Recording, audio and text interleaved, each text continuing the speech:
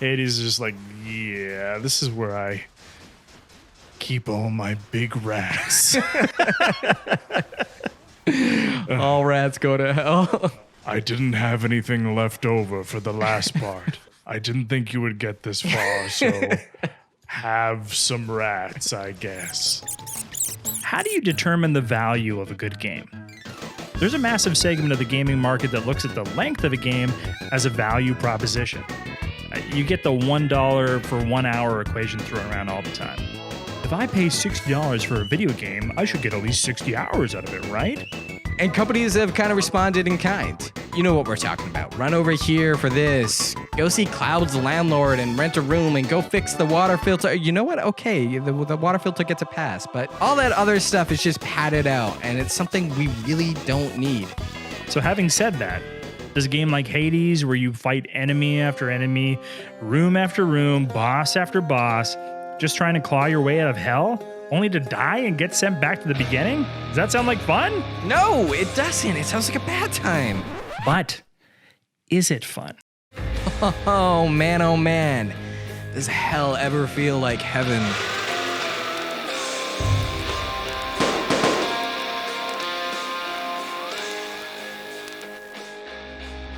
You see, Hades is a roguelike.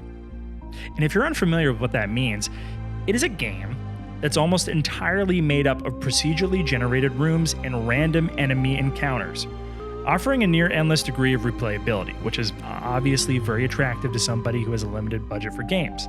Let's go back to that dollar per hour equation. If $60 for 60 hours is a good deal, then $20 to $60 for infinite hours is an amazing deal. That is, on paper. Yeah, you see, for us, roguelikes don't always hit the mark. We're generally looking for a more curated experience. If I pay full price for an 8 to 12 hour game, but those 8 to 12 hours are great, I'm not bothered by it at all. And when I say a more curated experience, I guess I really mean value beyond smacking buttons until I'm the only one left alive in a room. Now, we don't need long-winded cutscenes or ray tracing, 60 FPS, CGI, fucking bullshit.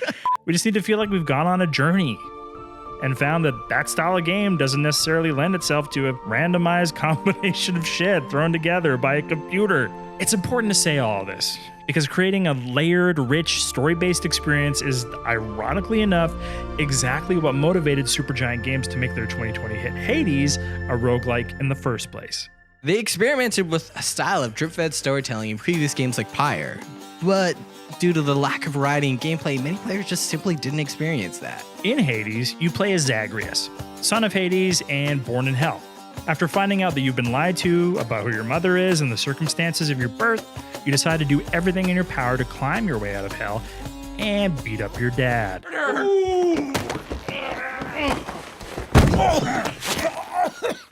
You'll see, Frank.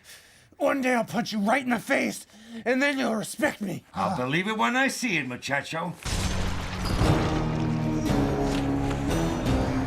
In your pursuit of freedom, you clear rooms filled with enemies gaining power, money, keys, treasure, Purple stuff. and most importantly, blessings from the gods in the form of boons. Boom, Hermes, what's up? Hopefully it makes your special faster. That's what we're looking for. There we go!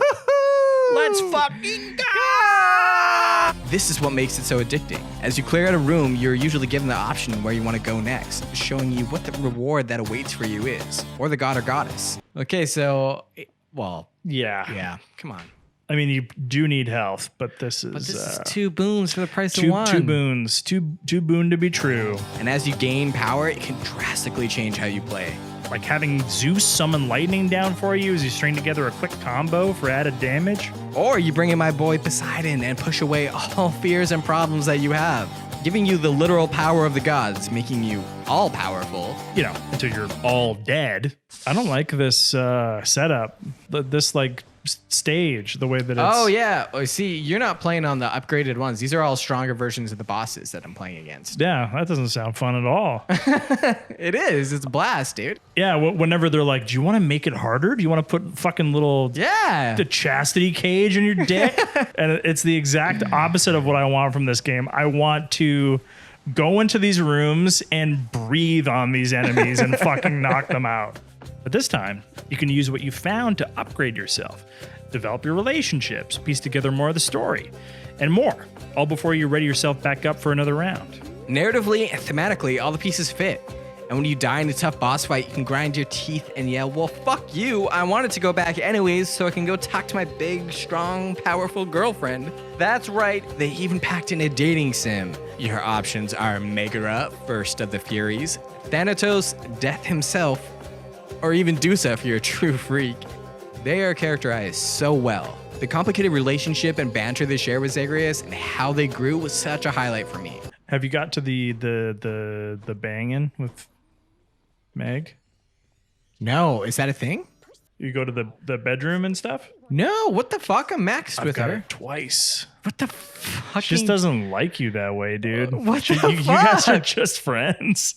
I give her all my fucking juice, dude. Not enough. Entry complete. When do I get a complete, dude? Maybe she's just in there waiting for me. But she'll do that. Yeah, there you go. Come here. Oh. Come on, dude. Yeah, what do you... Excuse me?